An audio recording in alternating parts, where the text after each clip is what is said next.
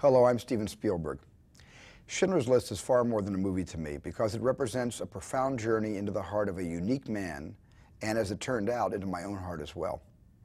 Making Schindler's List not only deepened my faith, it changed the course of my life because in telling the story of Oskar Schindler, I came to understand how one person, not an army, but one person, can make a difference. You're about to meet some remarkable people, men and women, who are doing just that. They are Holocaust survivors who have shared their stories with us as survivors of the Shoah Visual History Foundation. After meeting quite a few survivors during the making of Schindler's List, I became convinced that archiving their testimonies was the single most important thing we could do to work against the kind of hatred and ignorance that spawned the Holocaust. So in a moment, you'll hear some of their stories, and I believe you'll find the experience as powerful, perhaps more so, than any film. These accounts show us how ordinary men and women can transcend circumstance and become extraordinary. How victims can, with courage and fortitude, become victors.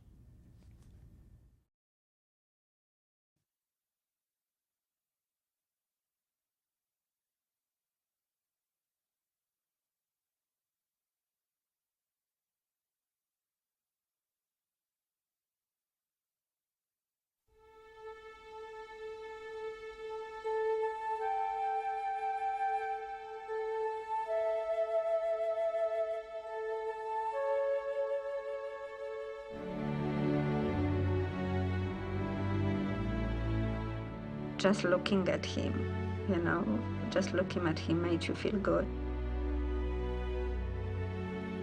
He loved women, wine. He could drink, he could party. He loved life. He was a charming man.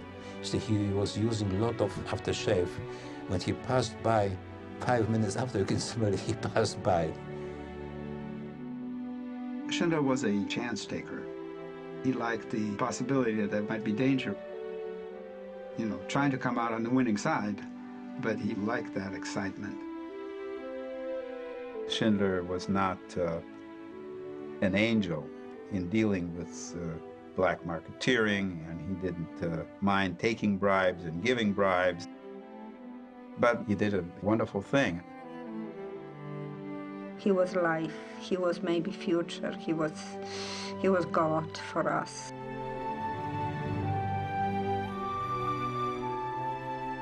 We survived because of him. Whatever they said, whatever, we survived because of him.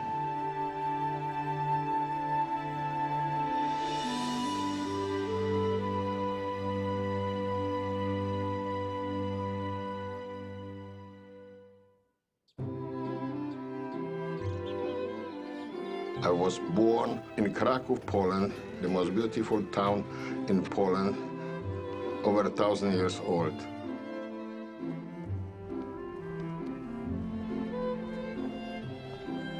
Between our homes and the river, there was a meadow.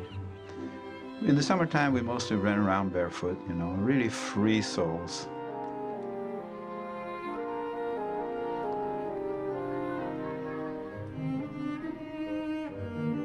We had a grand piano. My 2 younger brothers, one slept on the piano, one under the piano, getting musical background.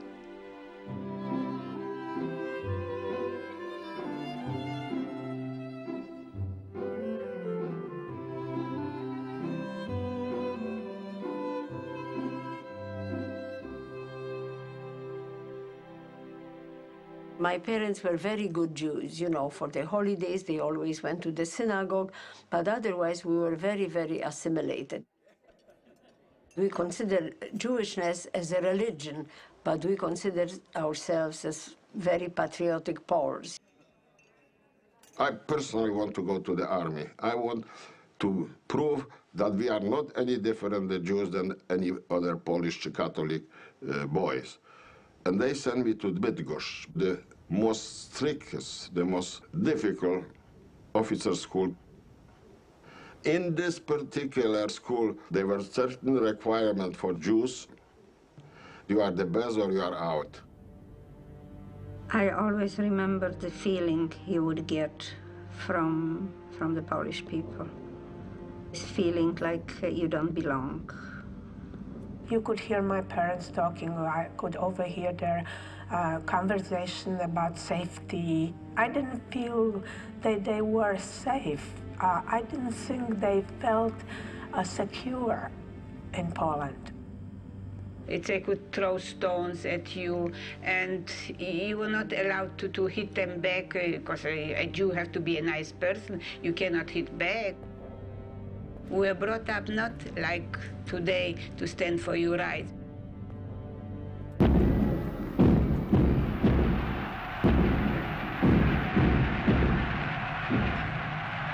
In 1937, I remember hearing talk about Hitler.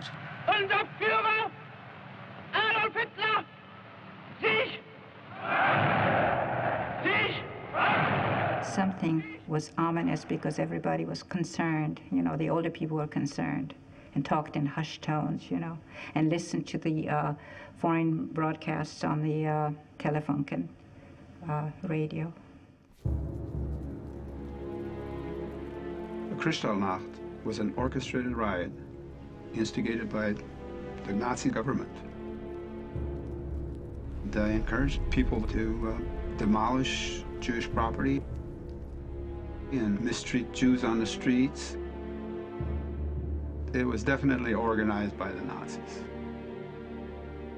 We never expected that something like this could happen to our country, to Poland. You know, we believed in our army, and we thought that our cavalry can, you know, defeat the German tanks. You know, it was naive, very naive. In 1939, I got the order to go immediately to my unit, what was 200 kilometers away from Krakow. And I arrived the Friday morning, about 4 o'clock in the morning. 6 o'clock, the war started.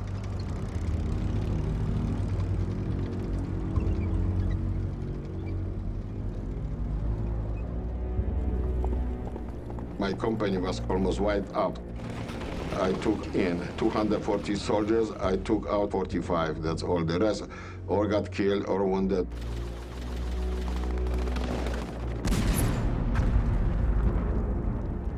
There were a lot of air raids, and we used to have to go downstairs to the cellar. You could hear the war coming closer and closer. The war started on September 1st, and the Germans walked into Krakow on September 7th. I came from school, and I was playing outside, and suddenly we heard the march, and we heard the Germans are here. There was a heightened feeling of something is going to happen, feeling that things weren't going to be so good for the Jews. New regulation came out limiting free movements for the Jewish people. We were not allowed to use public transportation, and we were not allowed to use any educational facilities. We were not allowed to walk on a sidewalk. And when you saw a German soldier walk, you had to step off the sidewalk. At the end of 1939, we were told to wear a white armband with a blue Star of David. I felt very scared because we were marked. The grown-ups were wearing them, and it was taken as, well, the war isn't going to go very much longer, and so if we Jews have to wear armbands, so that's okay. I saw the Germans rounding up the Hasidic Jews on the old part of town. Whoever was with beard, so they were going, cutting off the beards, cutting off the payas, and hitting and spitting and knifing. And then they would take them away. The families, lots of families just were destroyed. My father had always been a very proud man.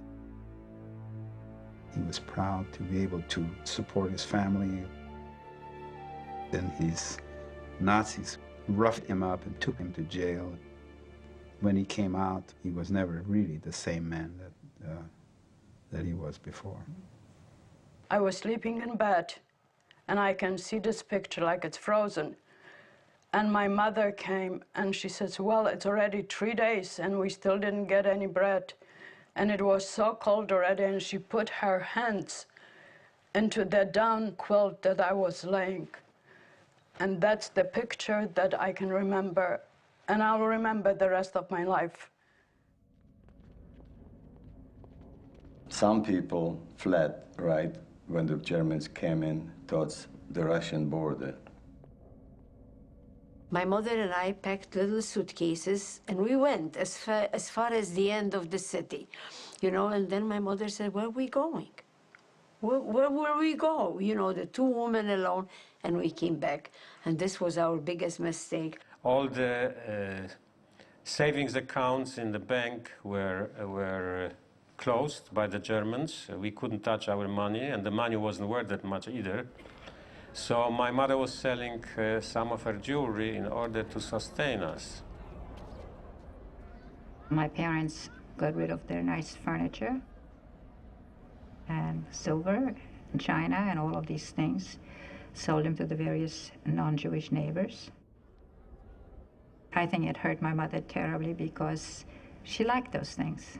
She was proud of them. At that point, I lost my sense of security. It was totally replaced by the beginnings of fear. There was a van that was owned by a German cheese company, and we called the van Käsewagen. When the van showed up in the Jewish section of Krakow, few German soldiers ran out of it and were catching people on the street who were close to the van and putting them in the van, taking them for hard labor. Some came back, some didn't.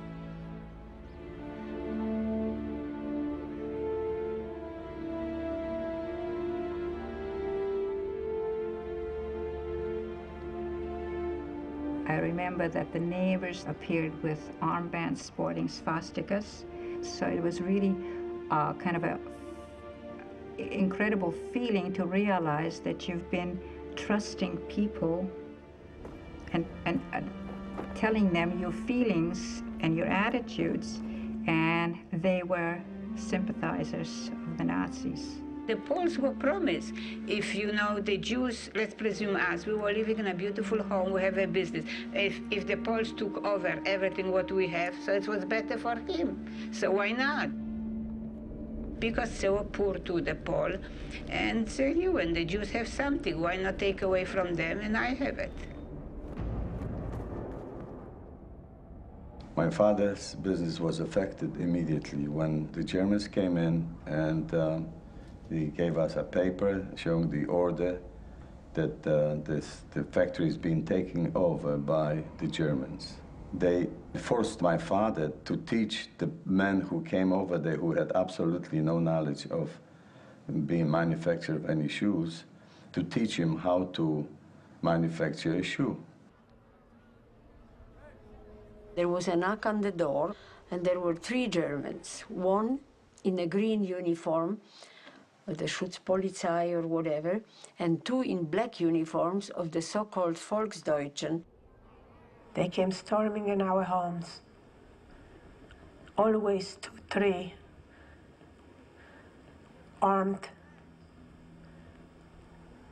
They would take anything they wanted, all the precious things in our homes. It was a frightful experience, the way they behave, the way they turn everything around in the house, the way they were taking out drawers and throwing everything on the floor. They came in and they said, you are arrested for political reasons. And then they took us to a gathering spot, which was an old Polish fortress in Krakow. And here we coming from those very nice apartments with plenty of food and clothes. And here we come straw on the floor, cold, and we were received by the Jewish Community Center. My friend was in charge in a welfare department there. So he had the order to go and pick up some family and assign some apartments for them. And he said, don't worry, I have 2 empty apartments, you will be with me. They came up with a droshka, you know what is droshka? Horse and carriage. And I was waiting, I didn't know that he's bringing any company. And he said he has to stop and let his brother know that they have guests. And he stopped. And who does he come back to the doroshka? With my husband, future husband. I met this way my wife Friday night.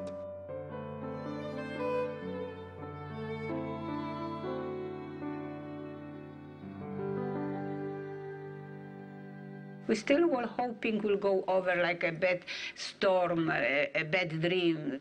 Nobody could believe it will go on forever and ever. How can all this be happening and nobody is doing anything about it? It just won't last. Somebody was knocking on the door, and I was alone with my mother, and my mother looked through the looker, you know, in the door. She saw a guy with a big swastika, and she was thinking it's Gestapo. And I said to her, let's come in. And I hid behind the door and listened to the conversation. My mother was very talented interior decorator.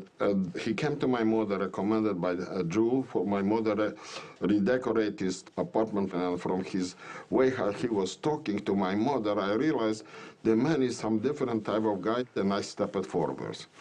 And he's taller, he was taller than I, but I consider I was pretty handsome, and he was extremely handsome man. I look at his eye, he looks in my eyes, and what happened? Some thread of sympathy, some understanding between the German Catholic and the Jewish Polish officer started. And this way they start the friendship between me and Oskar Schindler, what lasted till the day he died. Schindler came as a black marketeer to Poland, and his only aim was to make money. He didn't come to Poland to save Jews. He came to Poland to make his fortune, and he did.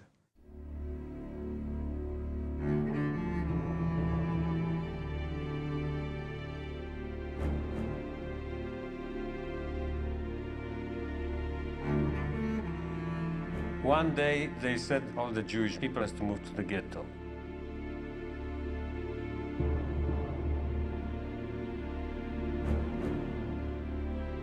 We just had to walk out from the house.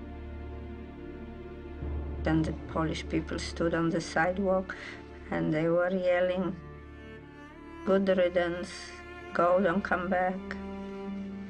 Such hate, there was such hate, such unbelievable hate. We were numb. I remember I couldn't even cry. I couldn't cry. I didn't know if I was alive or I was dead.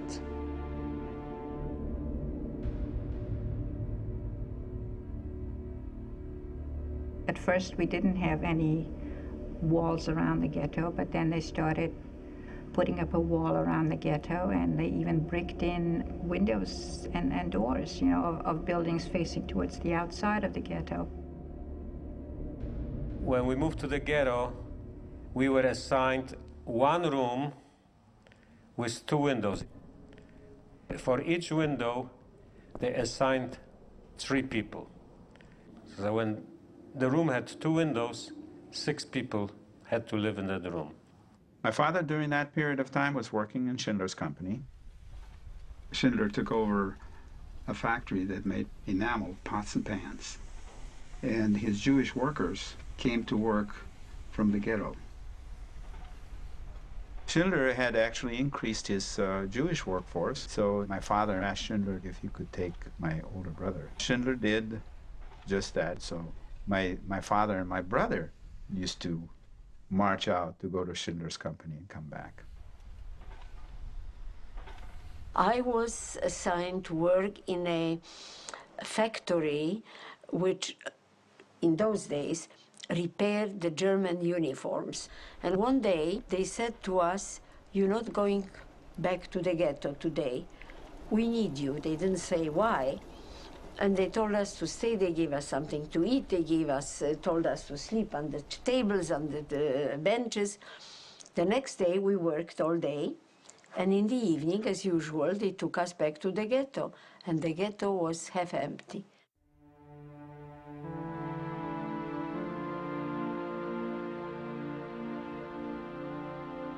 The ghetto was simply a holding pen.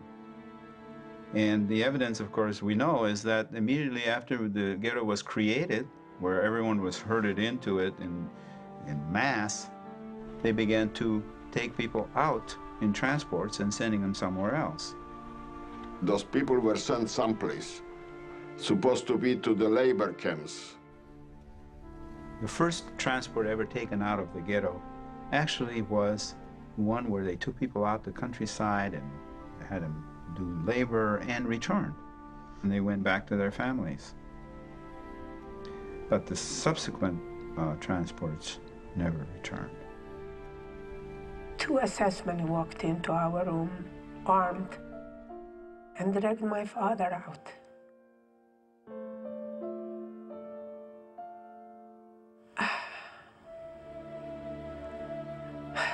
He turned around to us, tried to put us at ease, and he says, "Don't worry, children.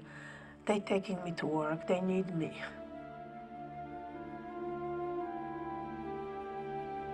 I was just looking, staring at him, and he just, with his sweet smile, turned and he said, don't you worry, I'll be okay, they need me." Those were his words, his last words.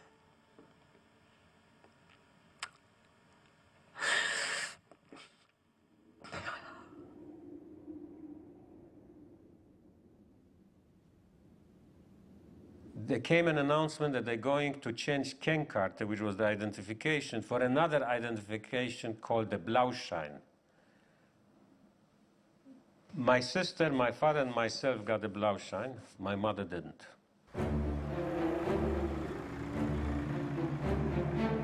We heard marching 5 o'clock in the morning. Sure enough, the whole ghetto was surrounded. SS marched into the ghetto. My mother told me to hide. We lived in an old building. The back of it was connected with the street behind.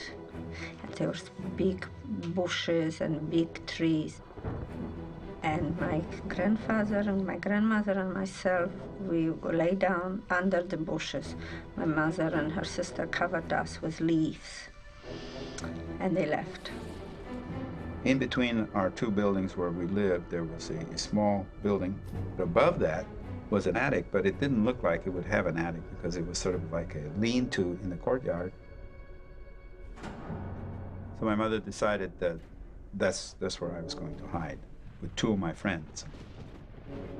In our room was a little closet. We put my mother into the closet, and we shoved an armoire against the door of the closet, so the door was not visible. My mother wasn't going to hide, she was just going to take her chances and probably be shipped off. But she remembered that we were up there and we didn't have anything to eat or drink. They made an announcement that every inhabitant of the ghetto should report to this courtyard of a huge building in which we lived. My mother filled up a teapot and she was carrying it across the yard to hand it to us. And we all went down to the courtyard. And the Germans came and they were checking everybody's papers. Whoever didn't have the Blauschein, they sent outside. And as she was coming up, the guards broke in and started yelling. So she set the teapot down and just by instinct, just crawled up into this crawl space. Then, while we were still standing at the square, they made searches from room to room, from house to house. We were standing in the courtyard watching while they walked into our apartment, where my mother was hidden in the closet, and our hearts stopped. And the Germans are running around and they're yelling. Bringing people out of other apartments, little children and women. They hauled the woman, the mother of those two children, out. We heard shots outside, how they were shooting people outside. It was just a horrible thing that lasted practically the whole day. When nightfall came, things began to quiet down. We could just hear sporadic shootings and yelling. I remember it was very, very quiet, and we just lay there, and we lay there. And my mother came in again with her sister, and she says, "It's all right, you can come out now, everybody's gone." We pushed away the armoire, we opened the door, my mother was on the floor faint. Because there was lack of air and the fright and everything else. And all of a sudden, from the back, two soldiers came. It was probably the last patrol of the day. They were not supposed to be there anymore. They were supposed to have left. And of course, they asked for papers, and my grandparents didn't have any. And they took them. They took them.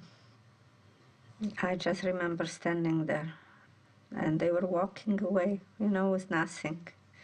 They were walking away.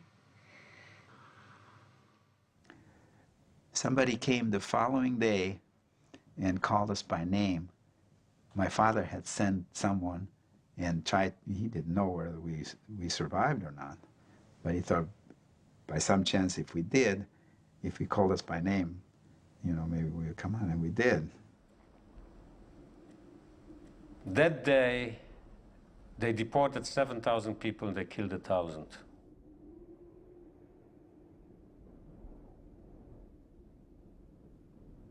There were starting to be rumors very soon, about early 1942. One man was able to flee to escape from Vozes. He said that people are being exterminated there in the gas chambers. He started to talk to us about what he saw with his own eyes. Nobody believed him, particularly people who were in charge in the Jewish Council. They were thinking that he got crazy. We didn't believe it because, you see, if, God forbid, it would happen now, we had a precedent in history. We would be maybe watchful, maybe we will be more frightened. But in those days, there was no precedent in history. Who could visualize that a man is capable to do something like this to another man? The Germans began to build a camp just outside of Krakow, Plaszów. And some people were slowly being moved into Plaszów, and those people who were building the camp, for example, were already lived there. We didn't know whether this will be a labor camp or whatever, but we were resigned. Whatever will happen, will happen. The Germans came very early in the morning, about 4:30 in the morning, and they were running through the ghetto. The truck was driving through the ghetto with loudspeakers, that everybody had to pack up and leave the ghetto by 6 o'clock at night. But they would only allow those people to leave who had jobs. And everyone who remained was taken directly to the death camps. Germans always yelling and screaming, heraus, heraus, mach schnell, you know, get out, hurry up. They were dragging people and kicking and pushing. We started to hear shooting in the ghetto. People who couldn't walk fast enough, they kicked them, they shot them on the spot. They took some of the children and absolutely knocked their heads on the walls. They swung them by the legs and killed them that way. There were corpses lying in the streets, blood all over. We all saw it. I ran to the corner to meet my group. My mother was already either behind me or ahead of me. I don't know, because I actually walked without my mother. I was afraid. My husband had plans to escape through the sewers. So my husband left, and the German megaphones were announcing constantly, get out of the apartments, because if you get caught, you will be shot and we will be looking. When I found out that they were killing people in the sewers, I went for Mila. I came over, there's no Mila there anymore. I got scared, and I walked out. I took a little bundle with me, and I think I joined one of the very last groups from the ghetto going toward the camp. Then I decided to hide, but the dogs what were going with the Nazis through the street will smell me out, so they start to move the bundles what people left when they were sent to the Plaszow already. And when the SS officer came up close to me, I saluted, report to him military way that I got the order from another officer to clean the road, and they start to laughing because it was a stupid order. But he was an officer. He hit me with the right patch and said, verschwind. This means get lost. I salute again, clicked my heels, turned it, and slowly I was going away till the next corner, and then I ran. Those that remained in the ghetto were all murdered. Those friends that I had, I never saw them again. And so the ghetto was closed, and as I said, everyone found was liquidated and murdered.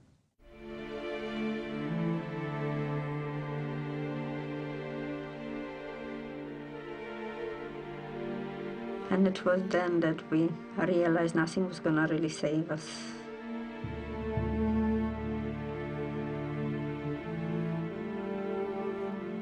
When I first got to Plaszow, it looked like something that I've never seen before. It was gray, it had no color, and it was surrounded by barbed wire. It was depressing, very depressing. The barracks were huge and very crowded. The bunk beds, they were really not like bunk beds, they were like shelves. Now, when you couldn't sit on it, you had to lay down.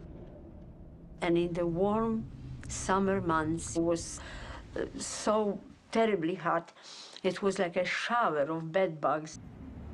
They used to go in our noses and in our ears.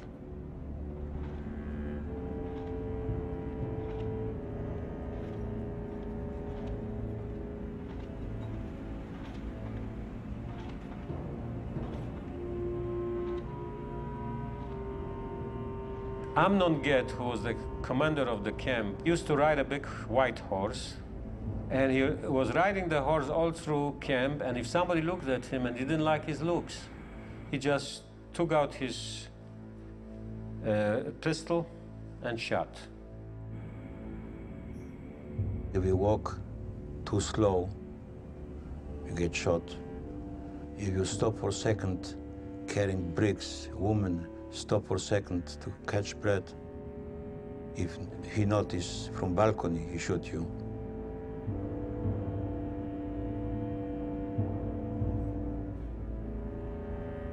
I was ordered to clean barracks.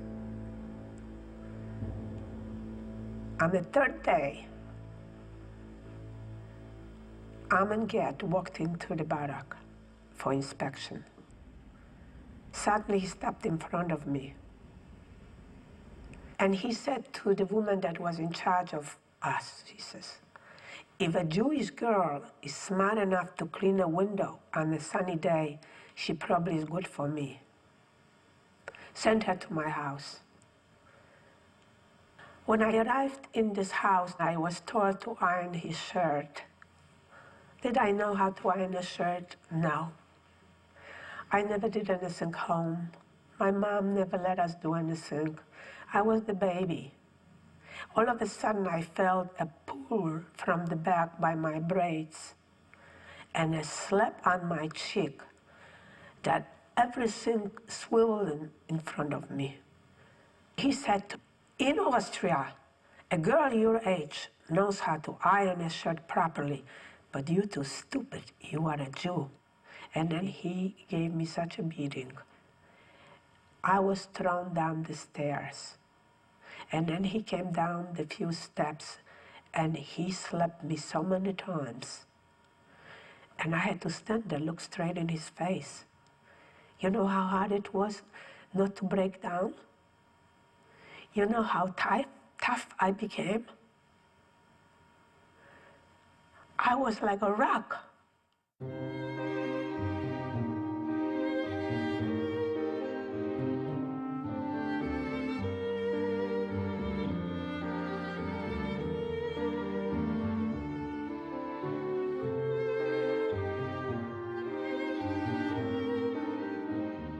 He had a couple of different hats hanging right near the entrance of the villa. And you know, it's amazing that I knew what hat he would put on that he would be killing people. If he would put on a Tyrolean hat, you knew that day that he's going to kill a lot of people. When he came out wearing white gloves, you knew that he is out for slaughter. He's going to kill a lot of people. Later, when he came through the gate of the villa, he would whistle. Like a happy whistle, like I felt he's content, he accomplished something.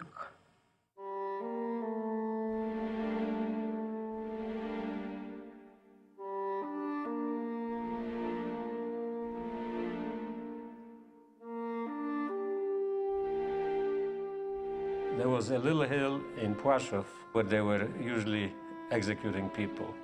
They took out a whole group of people in front of the ravine. They asked us to get undressed. And they made the people strip. They put them against the hill and they were going around with machine guns.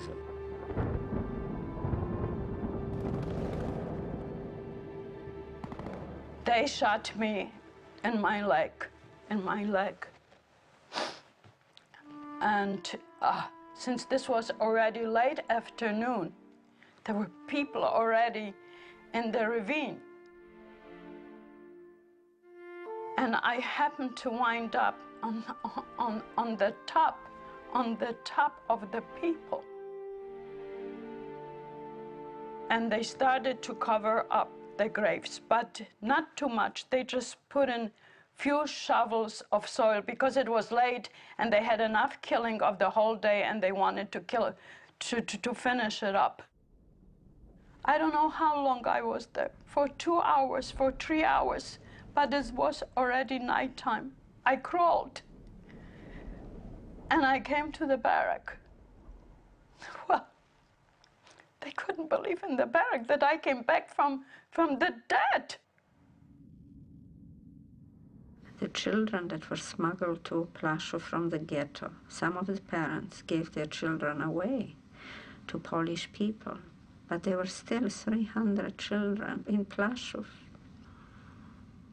One day, they called us to come to the Appellplatz 1 hour ahead. We didn't know why. Men, women, the whole camp.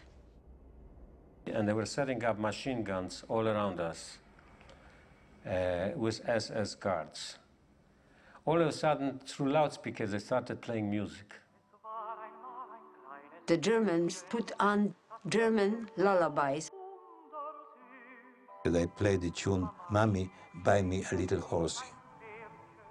And while they were playing music,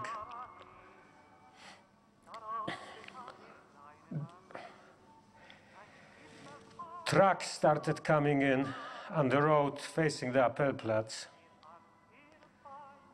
They collected all the little children in the whole camp and they put them on trucks and they were taking them away. At first we didn't realize it. Then all of a sudden we hear screaming and little hands waving. Mother started running and everybody started yelling. The loudspeaker announced that if anybody would move, the children would be shot. And it came over the loudspeaker, everybody lied down. And everybody lied down, but some of the mothers wouldn't. They started running toward the trucks and they were shot. And they took away about 300-400 children, and they took them to Auschwitz. This was the end.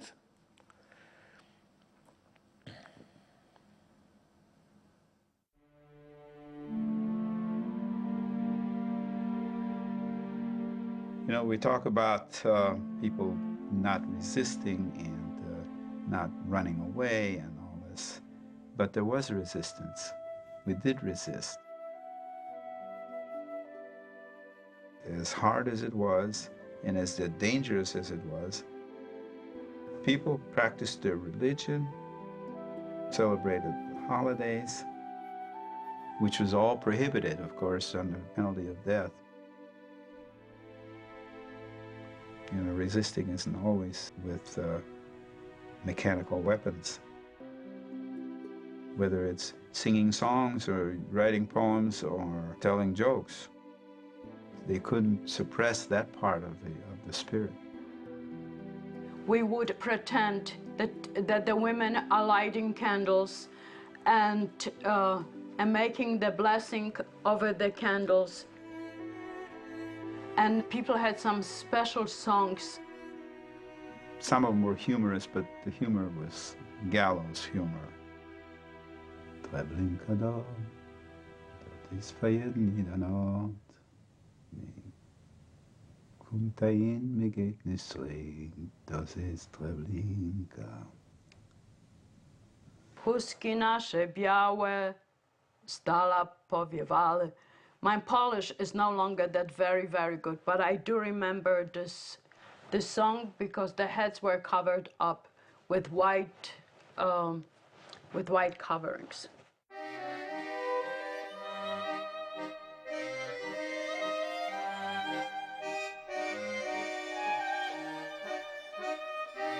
Get learned that we are musicians and called us to entertain the people, the guests, his guests.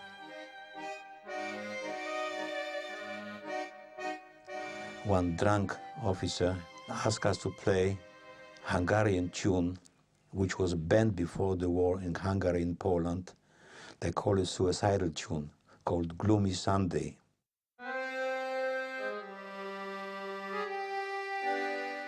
It was a beautiful tune about a young boy in love with a girl. She left him, he committed suicide.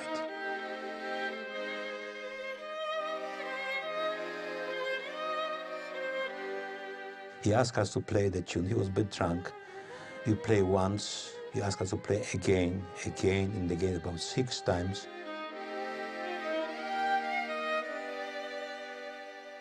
And then he went on the balcony. He shot himself. He committed suicide.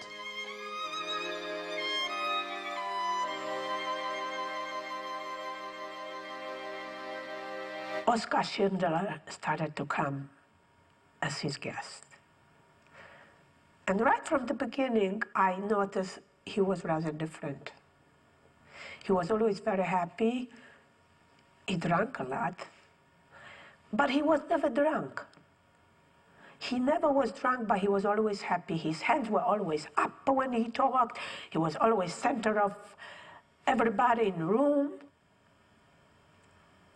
He came a couple of times with his wife. She was a very, very subdued, dignified lady. But also I saw him quite a few times with other young women. And he would stay over. On the 3rd floor, there was a guest room. And he would play cards with Gert. They were really very friendly. But Oskar Schindler would always come under some excuse down in the kitchen for a cup of coffee, for another bottle of wine. And when he came down, he would always have something to say to me, to give me hope. He even took me to the window to look out where people were working.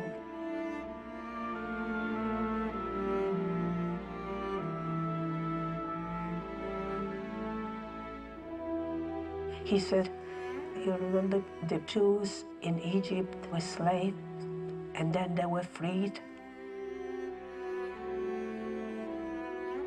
He said, this is what's going to happen to you.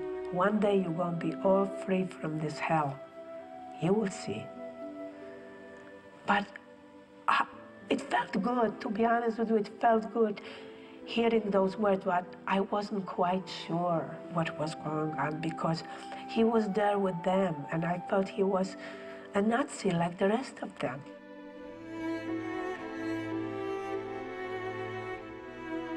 Schindler used to take out people from Plaszow, and people were walking to his factory. But then, because he had so many conflicts with Get would keep the people, not let them go to work. We were constantly standing on the Appellplatz, and Schindler didn't have people to come to work. So he told them that he wants to build barracks right on the premises of the factory. And that's what he did. They gave him permission to do that. The excuse was that the workers would be more efficient and they'd be right there and they wouldn't have to be walking back and forth. But Schindler had an ulterior motive to do that. Even then, Schindler was trying to protect his workers from the Nazis. There were no hanging, no beating, and we worked to maybe 12 hours, but we couldn't die from it. Oskar Schindler made his workers feel that he cared about us, and he wanted to help us, and he wanted to feed us. We had meat, we had soup, we had bread. We were very well fed. It was a complete different ball game. And we worked on this factory floor, and he would come down and slowly walk through and actually stop at different places and talk to people. And one time he stopped at my father's workstation, put his arm around him on his shoulder and said, "Don't worry, everything is going to be okay." I'm sure he didn't know it was going to be okay, but it was just sort of the human kind of thing to do, to speak. No Nazi would ever do a thing like that. I was working on a little machine, a lathe. One day a foreman came and took me away from the lathe and put me on a big press in the middle of the factory. And while I was working there, the machine broke down. And the foreman came running and yelling that I sabotaged the production. Sentence for sabotage was death. You know, they could kill you. And somebody went to get Oskar Schindler. And I remember how he came down and he said, "Was ist los? Was ist los? What's happening?" And they say to him that I did something to the machine. I broke the machine, and he walks around, he looks at me, he looks at the foreman, and I'm in his face. And he says, "This little girl broke this machine? This is you moron. She couldn't possibly break the machine." And he patted me on my head, and he said, "Where were you working before?" And I pointed this machine to him, and he said to the foreman, "That's where she works, that's where she's gonna stay."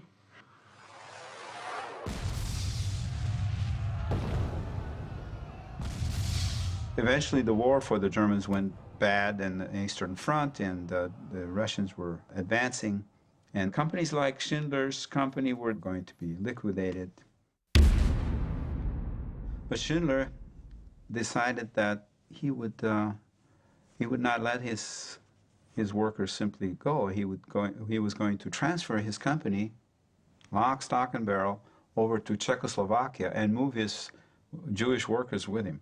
He assembled us all in a courtyard, and he told us the factory is going to be moved to bring it to Czechoslovakia. We are going to be sent back to Plaszow, and then we're gonna come to Czechoslovakia. For us, it was like a dream, what he was telling us. We didn't believe him, because he was a German. He said, what he's talking.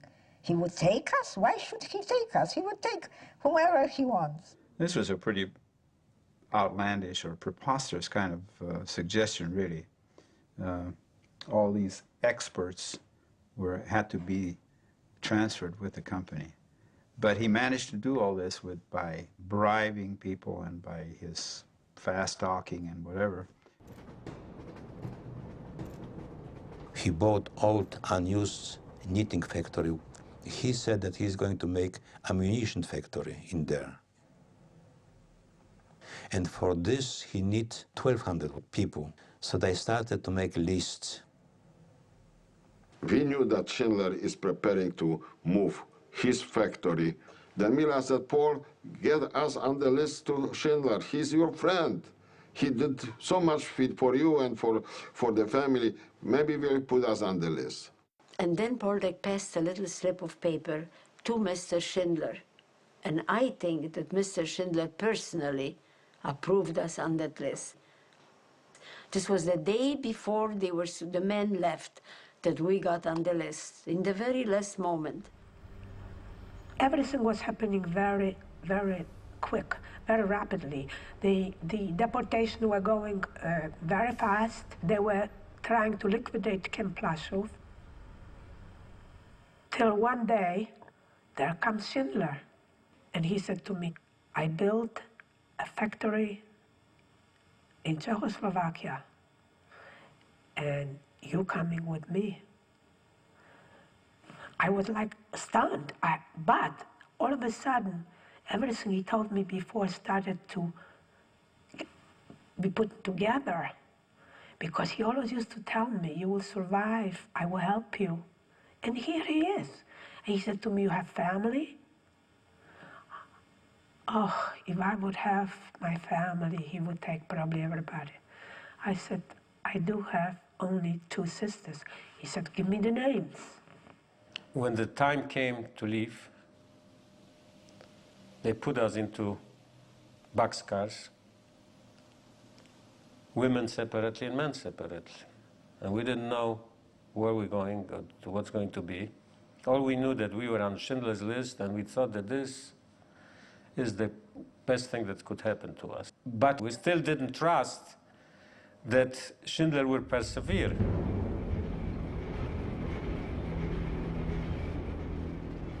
We were put on this train and sent to Brünitz. But I was never certain. I was always in doubt that that actually was going to happen. And as we arrived in Brünitz, we walked out of the boxcars. Schindler was standing there. We felt such a relief that here is the man who's going to protect us. And we felt that maybe now we have a chance of survival. But we started worrying about women.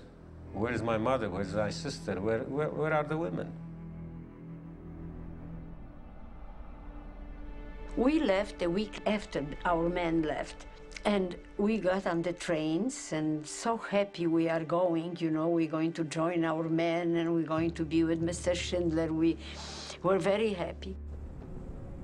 Instead, in the middle of the night, we arrived in Auschwitz. The whole place was lighted up, the dogs all over. Heraus, Heraus, and they were calling us names. You whores, you subhumans. Get out, get out. It was so scary right away. You didn't have even time to realize what's going on. All we saw is the chimneys, and everybody was like looking up, but nobody said anything. We looked at the chimney, there was smoke coming out, and the sky looked red.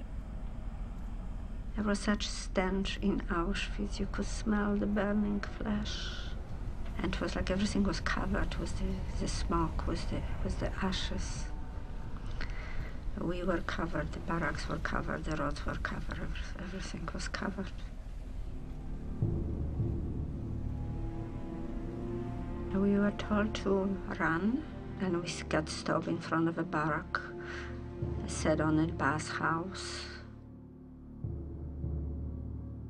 We stood in line, we were told to strip. Schnell, schnell, schnell, means fast, fast, fast, get undressed, and throw it on a pile. I put my shoes, I had whatever, a sweater, it was cold, you know, winter. I had a little picture of my father. And I'm holding the last bunch of pictures in my hand. And I'm looking at the pile, and I'm naked. And I said, if I throw this away, I will never see the faces of my parents, ever. And I started to look through the pictures so quickly. And I found a couple of photos for passports. And I turned around very quickly and I stuck it in my mouth. The SS guards shaved us. Men, we stood naked, we shaved our hair, we shaved here.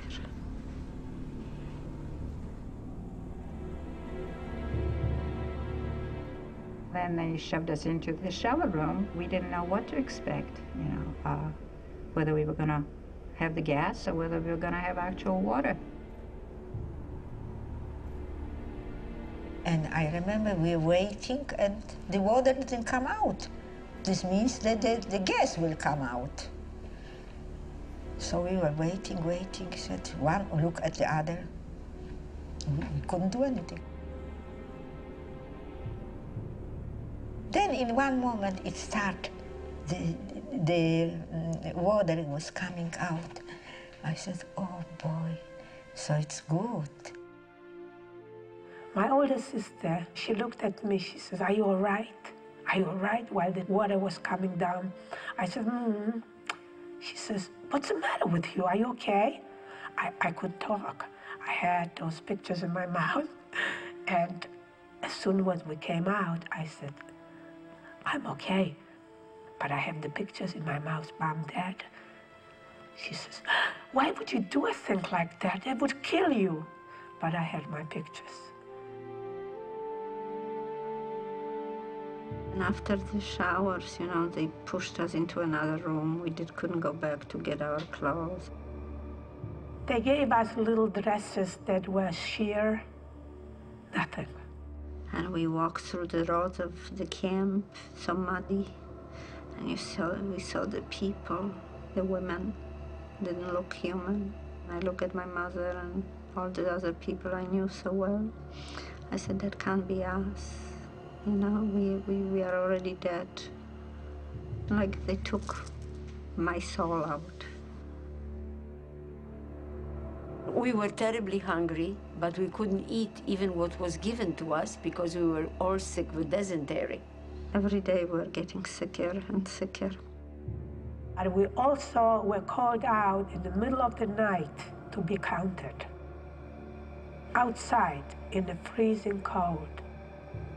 I was trembling and my teeth were jittering, it was so cold. And I looked up in the gray sky.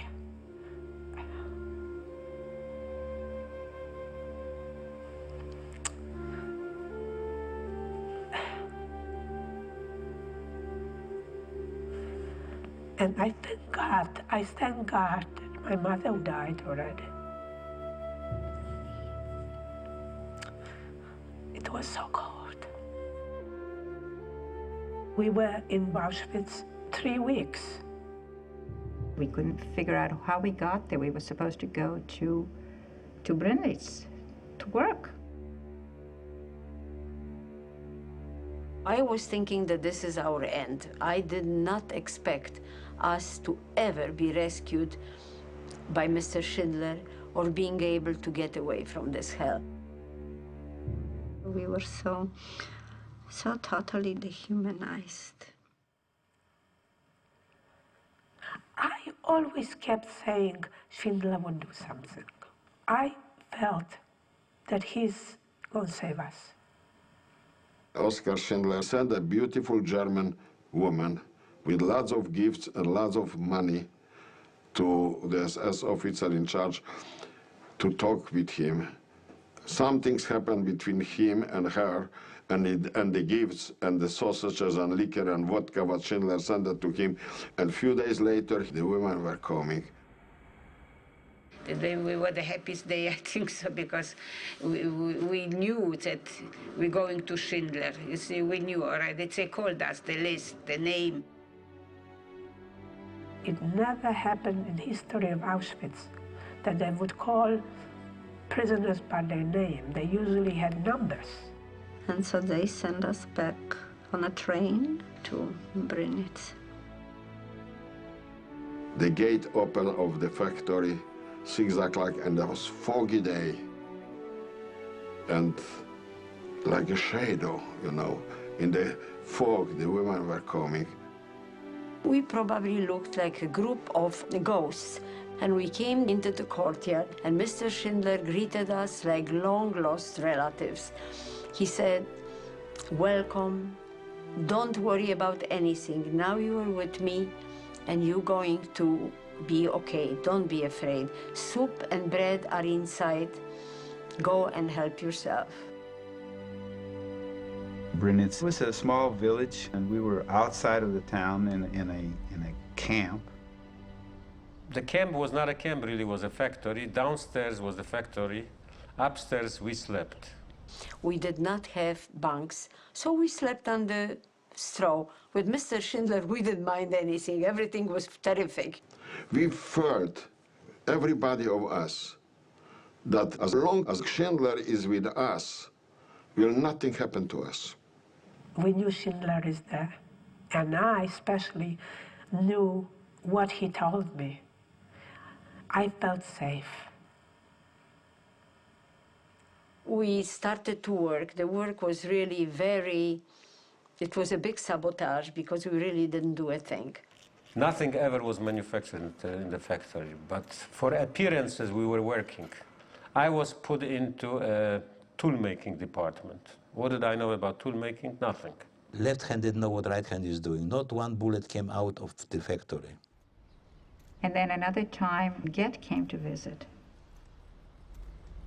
We were lined up to greet him, and Schindler walked through with Get. And of course, in Plaszow, you didn't dare lift your eyelids to look at Get. I mean, your head was always down. Well, we felt so protected by Schindler that we looked at him. For the first time, we really looked in the guy's face. And it was a good feeling, you know, to be able to look the monster in his face. There was one man in our group who was a tremendously optimistic person.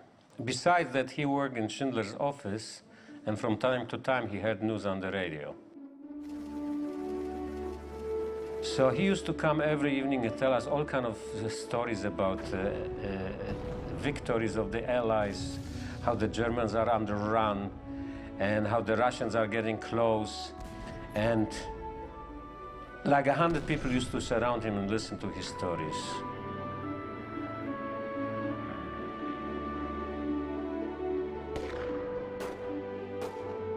Everybody knew that something is going on and the war is coming to the end. Oh, boy. So we were waiting. And at that point, Churchill had a victory speech in England, and Schindler put it on a loudspeaker system in the factory. Being that I had English lessons before the war, I could understand here and there what Churchill was saying and translating it to my friends around me. Yesterday morning at 2:41 a.m.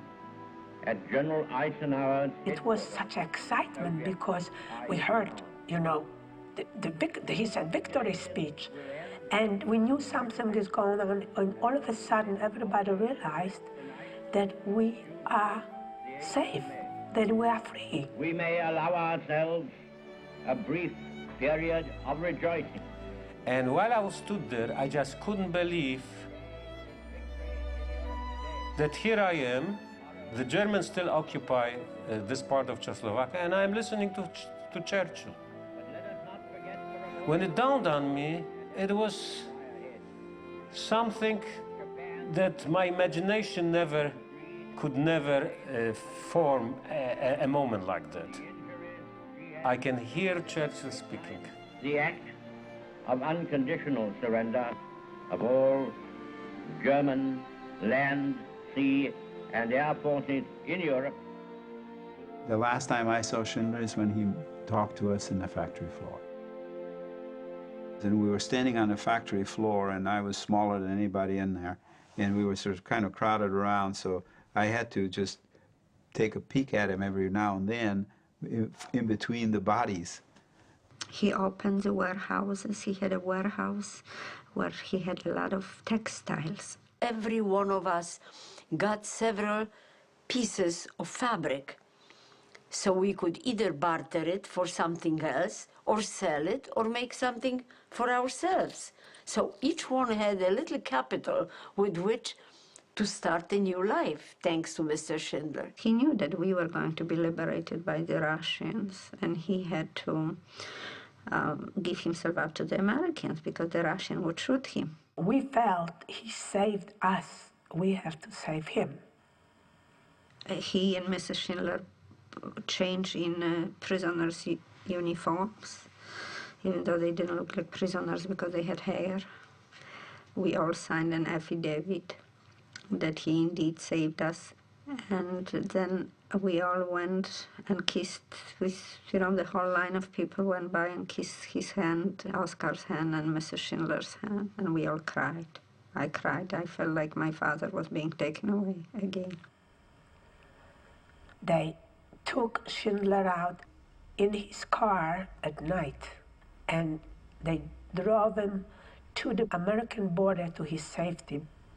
We were a few days in a no man's land, you know what I mean, because the Germans left and the Russians didn't arrive yet. 3 days later, the first Russian major with another soldier came on the horse, only 2 of them, we're liberating you. It was an eerie feeling. In front of our camp, there was a big, almost a mountain, like a big hill. And being in the camp, we always said, what are we going to do if we will be free? What's beyond that hill? What will we do, And when the liberation came, we went beyond the hill.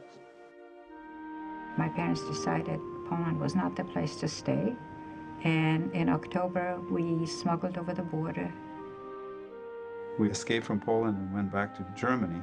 I was 16 years old, and a third of my life was destroyed.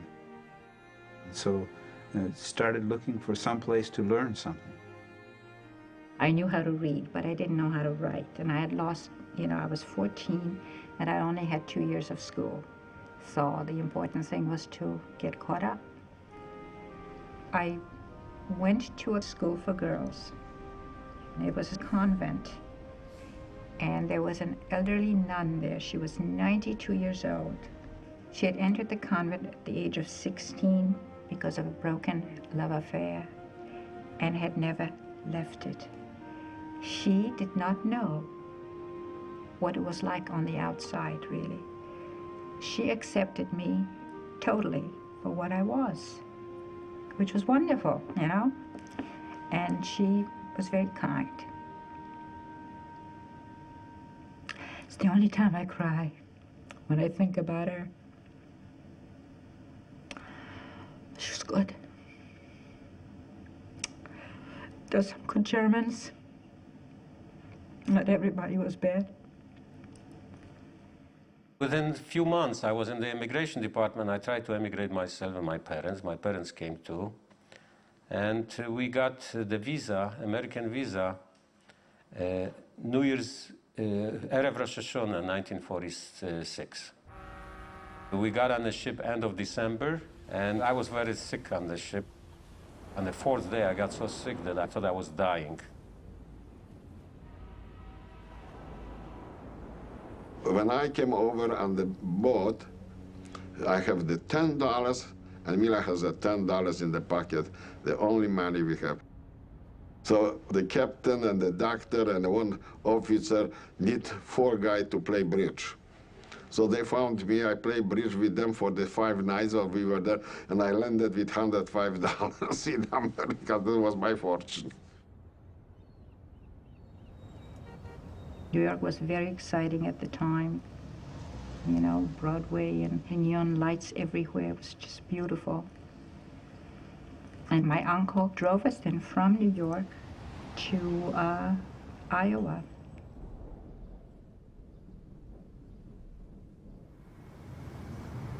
Our relatives, my uncle and aunt, lived in LA, so we came straight to Los Angeles from Germany. My first order was to learn English and fit into this new life.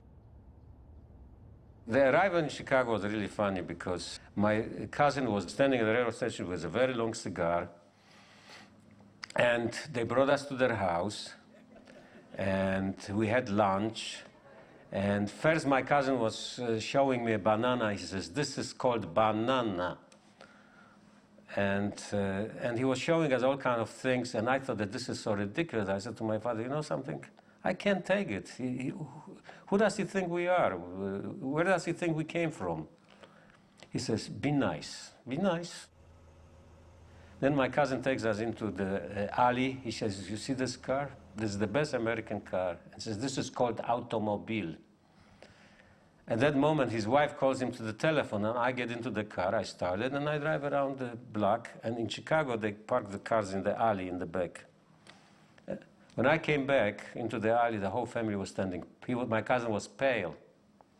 He says, "How did you know how to drive?" I said, "Benny, I have an international driver license, so don't worry about it." So he got on the telephone, he called all his friends. "My greenhorn knows how to drive."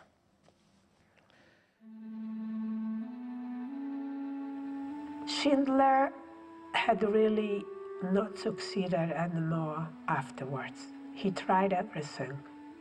He opened a cement factory in Germany. He made a film. Nothing really went well. As brave as he was during the war and enterprising, he just couldn't function in normal world. He couldn't make a living. He went to Argentina, where he bought a farm. Fact is that he was there for quite a while, and he wasn't prosperous. But he lived with the war times, with the people he saved. He knew about everybody's children's bar mitzvah, and he was telling me that this one has a son, and this one is this, and this one is that. And he was always telling me stories about the people whom he saved. We on Schindler's List are so unbelievably lucky, because if it was not for Oskar Schindler, I would never be here. I would never have survived. Wouldn't have had a chance to get married and have children and grandchildren. Hitler tried to destroy us, but he didn't succeed. One greatest day was when I was liberated. My second greatest day was when my child was born.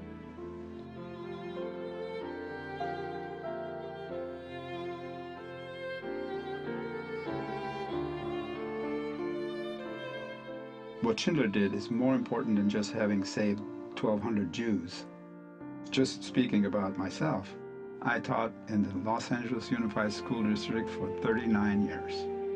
I've had thousands of students and thousands of good friends as a result. Some of my students feel like I'm their father. So one man gets saved, and then after that, generations and generations are saved. I think that the only hope for mankind is if we really learn how to live with each other. Don't hate. Try to live with your neighbor. Accept people for what they are. Everybody has something to offer. Nobody's better than anybody else. We are all links of a very big chain. I don't want to hate. I don't want to hate because it's an ugly word and it's related with evil. If such a cultured country as Germany, she was known for music, for high education, for respect, if they could have done this to another nation, any other nation could do this. Don't take nothing for granted. Anything could happen. I live thanks to humanity of a man who was a German Catholic, bon vivant, who gambled with his life and his money and his wife's life, and proved the point that humanity still exists. I'm sure it never occurred to him that he was going to end up doing what he did. It just happened that the circumstances were such that he was faced with this choice, and being the kind of person he was, he couldn't face letting us be murdered. Oskar Schindler is proof that one person can make a difference.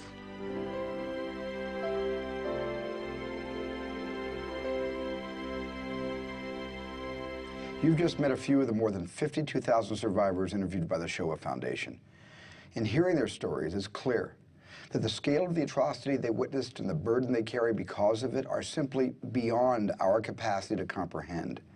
But by sharing their experiences, they help to inform us all about how hatred is born, how it grows, and what it can destroy.